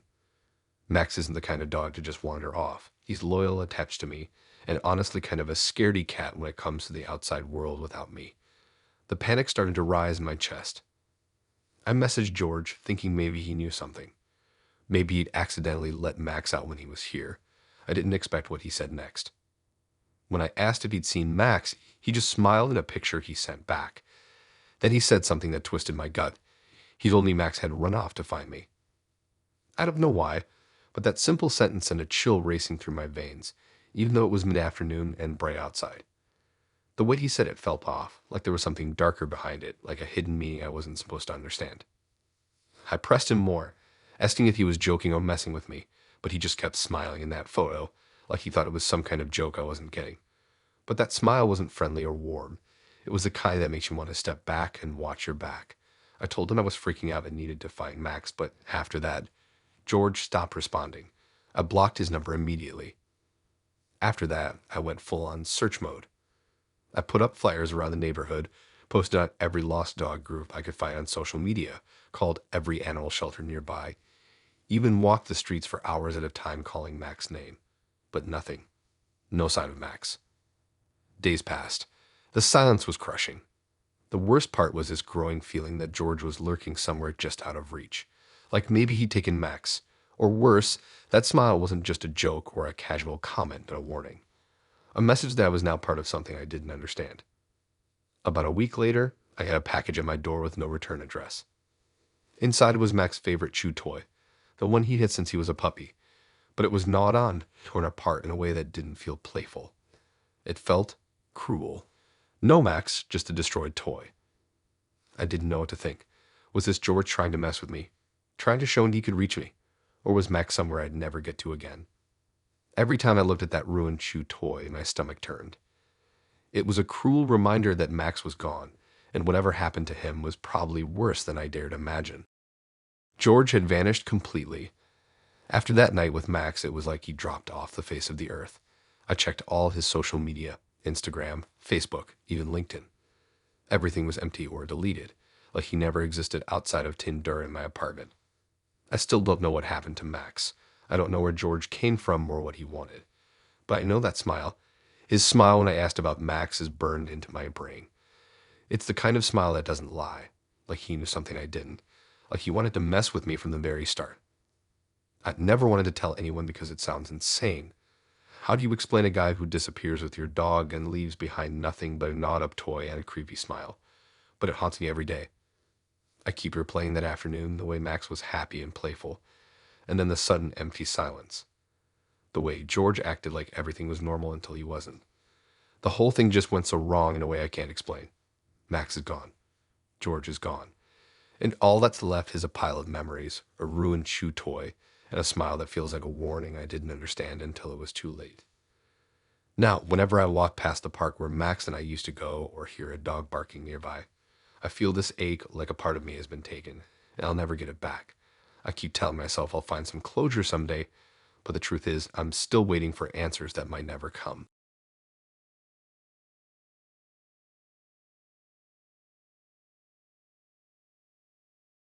Okay, so this whole thing with Lizzie started out kind of normal, but it quickly turned into one of those creepy situations you see in movies, and trust me, it was way worse in real life. We matched on Tinder, and right from the start, Lizzie was asking me all these weird questions about puzzles. At first, I thought it was just a quirky way to break the ice, like who actually asks someone on a dating app if they're into puzzles. But whatever, I was curious, so I said, yeah, sure, I like puzzles. It felt harmless at the time. Our first few dates were pretty chill, nothing out of the ordinary. We met up at a coffee shop, then grabbed some pizza, watched a movie at my place. Typical stuff. But Lizzie was always kind of quiet and observant, like she was paying way too much attention to small details most people wouldn't notice or care about. I thought maybe she was just shy or nervous. I didn't think much of it until she started sending me these photos. At first, the pictures seemed normal. Snapshots from our dates, like a photo of the pizza we shared, the couch where we sat, or the street outside the coffee shop. But there was something off about them. Each photo was missing little pieces, like part of the frame was cut off or a section of the picture was blurred. It was subtle, almost like someone erased bits of the image, but I couldn't figure out why. When I asked her about it, she just said she liked leaving some mystery, something to keep me guessing. I thought that was cute at first, like she was turning our memories into some kind of puzzle. Then it started getting weird. Lizzie began sending more of these cryptic photos, but they weren't just from our dates anymore. They were pictures of my apartment door, my mailbox, even the staircase in my building where I usually wait for the elevator. At first, I thought it was a coincidence or maybe she was just really into taking pictures, but the way she was doing it felt deliberate, like she was building something I couldn't see yet. One night, I was scrolling through the photos she sent, trying to piece together what she was doing, and I noticed a pattern. Each photo was like a fragment of a bigger picture, a map maybe. It was like she was gathering clues from all the places I went, all the spots I frequented without me even knowing. My brain started racing. Was she mapping out my daily routine, tracking me? I started remembering all the little things she'd asked me. Where do you usually grab coffee? What's your favorite park bench? Which floor do you live on? At the time, they seemed like harmless questions, maybe just small talk. But now it felt like she was trying to put together a puzzle of my life, piece by piece. I got kind of freaked out and told her I wanted a break from the texting. I thought maybe if I slowed things down, I could figure out what was going on. But she just kept sending pictures, more detailed ones with weird angles and cryptic notes written on them. Like on a photo of my mailbox, she scribbled something that looked like a code or a set of numbers.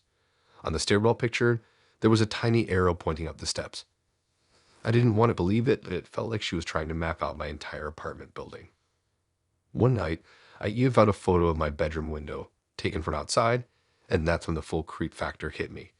She wasn't just collecting memories from our dates anymore, she was invading my privacy. I confronted her about it, but she just smiled in that way that made my skin crawl and said something about how puzzles are supposed to be fun, and she was just making sure she didn't forget anything, like it was some innocent game. But to me, it felt like a warning, like she was planning something I didn't want to be part of. From then on, I stopped meeting her in person. I tried blocking her on everything, but somehow, she always found a way to get back in touch, sending those photos like little breadcrumbs that kept dragging me back into this messed up situation. Eventually, I started checking my apartment more carefully. I looked for cameras or anything that might be hidden around. I changed my lock's security system, but the feeling that she knew more about me than anyone else just wouldn't go away. Looking back, I don't even know how I didn't see it sooner. The way Lizzie was collecting pieces of my life like she was building her own twisted jigsaw puzzle, and how she kept pushing boundaries without me noticing until it was way too late.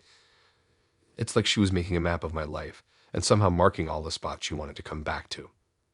I still get messages sometimes, new pictures with parts missing, and they're always from places only I'd know. It's like she's still there, watching, collecting, waiting for the next piece to complete whatever she's building. And honestly, I'm terrified to find out what the finished puzzle looks like.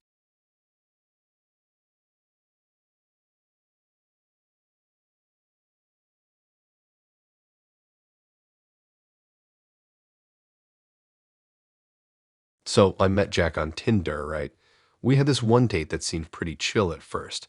Nothing crazy, just grabbing some drinks at this quiet bar downtown. I mean, he wasn't exactly what I pictured from his profile, but he was okay. Funny enough, a little too intense maybe, but I shrugged it off. You know how it goes with first dates. People try a bit too hard or are just kind of awkward. I didn't think much about it. What I did think about, though, was when I got home and started digging through my purse, because I always dump everything in there, and I found this tiny little device wedged in the lining. At first, I thought it was a Bluetooth earpiece or something, but when I flipped it over, I realized it was a GPS tracker, like the kind cops or private detectives use. I stared at it for a long minute, just holding it, feeling my stomach twist into knots. I couldn't believe someone I barely knew would actually stick this thing inside my stuff without telling me. I kept thinking maybe I was imagining things, or it was some weird coincidence. But no, it was definitely tracking me. The next day, I called Jack and told him I found it. I wanted to hear his side before freaking out completely. When I said it out loud, he didn't even flinch or get defensive. Instead, he sounded almost amused, like I was making a big deal over nothing. He acted like it was totally normal to keep tabs on someone he just met. His words were weirdly casual, like tracking a person's location was just part of the dating game now or something. It was creepy as hell. It made me question everything about that night.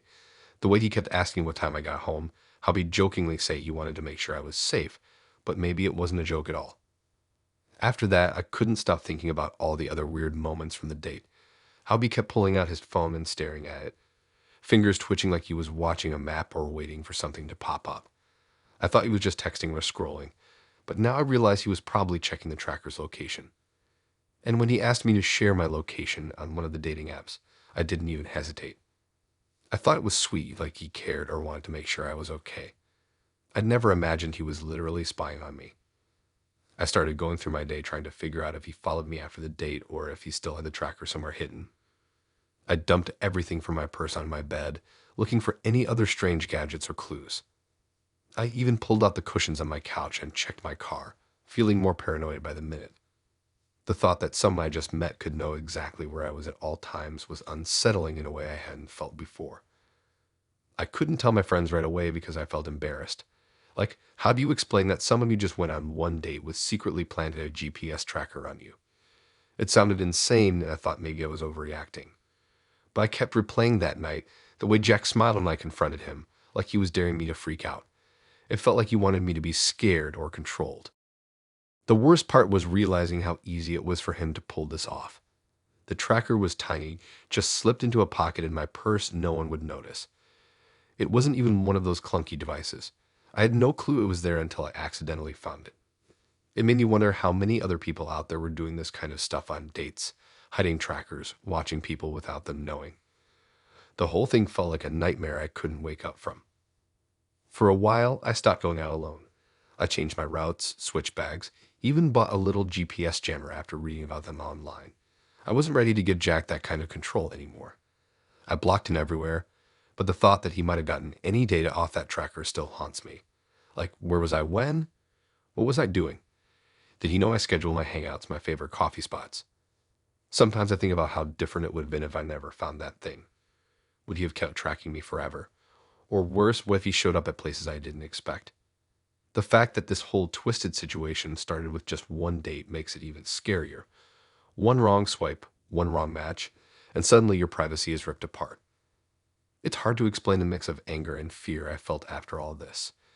Not just because someone violated me, but because it wasn't some stranger on the street.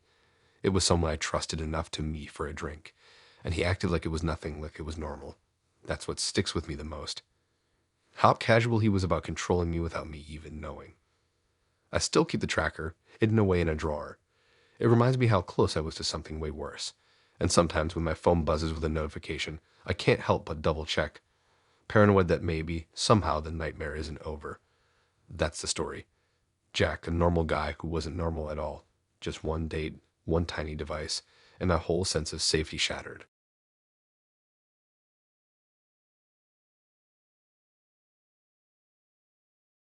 I gotta be honest, when I first met Cameron on Tinder, he seemed like a chill dude. We clicked pretty fast, funny, smart, good at texting without turning it into a whole drama thing. But there was this weird vibe from the start. He never let me see his phone. Like, not even for a second. I mean, I'm not the type to demand someone's passcode or anything, but it felt off.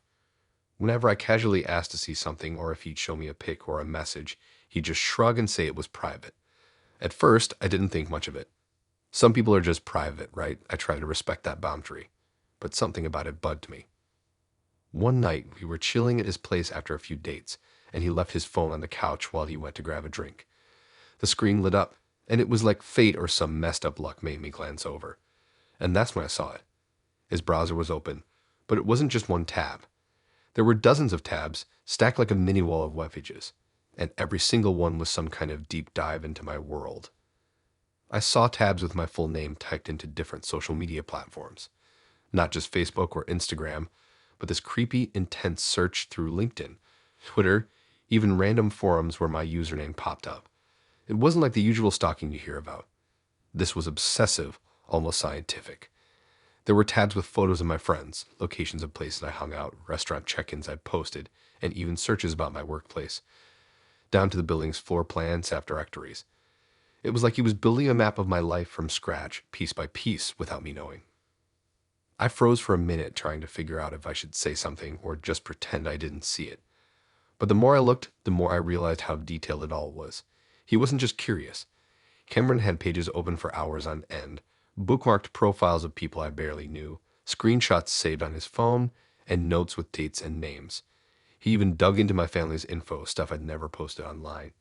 It was beyond creepy. It hit me that every time he said, "I want to know everything about you," it wasn't just a romantic thing. It was something else entirely.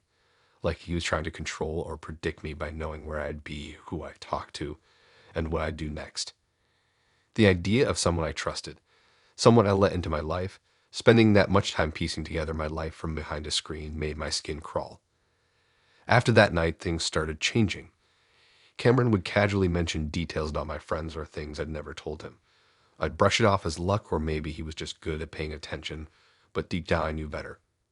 One time he showed up at a cafe I'd only been to once with my best friend, acting like it was no big deal. That was the moment I realized it wasn't just online stalking. He was tracking my moves in real life too. I tried to keep it cool, but inside, I was constantly checking if my phone or laptop was acting weird, like if someone was spying on me or if my accounts were compromised. I started changing passwords every week and even bought a new phone, hoping it'd throw him off. But every time I thought I was safe, something else popped up. A text referencing a private convo, a location he wasn't supposed to know about, a friend warning me he'd been asking strange questions. It was exhausting. One night, I confronted him. Not about the tabs or stalking, just about the phone privacy thing. I asked why he never let me see his phone, why he seemed so secretive. Cameron smiled, but it wasn't a normal smile. It was the kind that made you question everything you thought you knew about someone. He said it was personal, that he didn't trust people easily. I didn't push it then, but now I realize it was probably his way of hiding what he was doing. I broke it off after that. I told him I couldn't be with someone who made me feel like I was under constant surveillance. He didn't fight me or get angry, just this cold look that made me want to run. After I left, I blocked him everywhere and tried to put the whole thing behind me. But even months later, I catch myself double-checking locks or deleting posts. The idea that someone was building the secret dossier on me, bit by bit, still messes with my head. What really freaks me out is how normal it all seemed at first. Cameron wasn't a crazy weirdo at a glance. He was just this regular guy with a hidden obsession, collecting my life in silent tabs, watching without me knowing. It's wild how fast trust can twist into something dark when someone crosses that line. That's my story with Cameron. One minute you're vibing with someone, and the next you're realizing they've been quietly turning your whole life into a digital scrapbook, all hidden behind a screen you never got to see.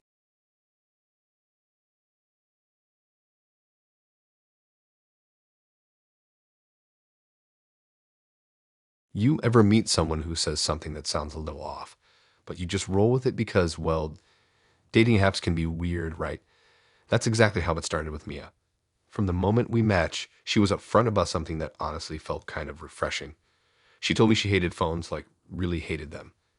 She said she always kept hers off, barely used social media, and wasn't into texting much at all. At first, I thought that was kind of cool, like a girl who actually wanted to live in the moment instead of being glued to a screen all the time. It felt different from a lot of people I'd met on Tinder who were always scrolling, double texting, or juggling conversations with half a dozen others. So when Mia said her phone was basically dead most of the time, I didn't think twice. I figured, okay, less texting means more actual hanging out. I was all for that. We went on a few dates, 3 to be exact, over the course of a couple of weeks. She was charming in this dry, understated way, and I really liked how chill she was.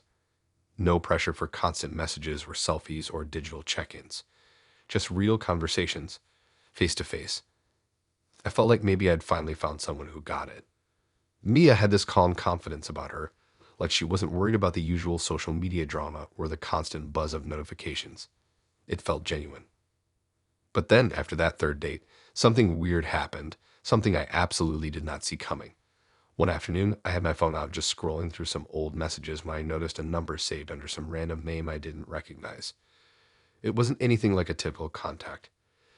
It looked like one of those fake contacts people create to hide someone's real number or keep something secret. I was curious, so I opened the chat. What I found made my heart sink. The messages weren't from some random person at all. They were from Mia. But, and here's the kicker, she wasn't talking to me. She was texting some guy, and she was using a completely fake identity. At first, I thought maybe it was a friend playing a prank, or maybe I had stumbled onto a group chat or a weird coincidence. But no, the messages were suspiciously detailed, like she was testing something. And then it hit me, this fake account wasn't just a side project. She was pretending to be someone else to see how I'd respond. She had created this entire alternate persona, texting me as that fake character, basically trying to catch me cheating or flirting behind her back. I couldn't believe it. All that stuff about her hating phones, barely using hers. It was a cover, a way to keep this fake account secret so she could monitor me without me knowing.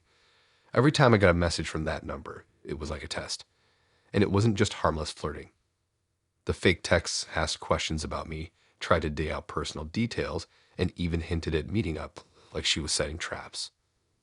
I remember sitting there, phone in my hand, scrolling through the messages again and again, feeling this sick twist in my stomach. I never thought someone I was dating would go to such lengths to spy on me, to manipulate me. But there it was, plain as day in the text between me and her fake self. Sometimes she wasn't even subtle about it. The fake text would say stuff like, "Are you really into her?" Or, "Do you think she's a one?" Like she was laying out these little psychological traps, testing my reactions, trying to catch me slipping up. The more I thought about it, the more I realized how much time and effort Mia had poured into this whole elaborate charade. She had created a whole fake identity, complete with a persona and backstory, just to text me and see if I'd cheat or lie. And the fact that she kept telling me she hated phones. Now it made sense. That was probably so I wouldn't notice her phone buzzing or catching her texting from the fake account right under my nose. I tried to look back on our dates, trying to find any other signs that she might be controlling or suspicious. Maybe there were moments I'd brushed off too easily. Like the time she asked me casually if I'd ever cheated before, but it felt weird, like she was fishing for something. Or that one date when she suddenly disappeared for 10 minutes and said she had to check on something, but wouldn't say what.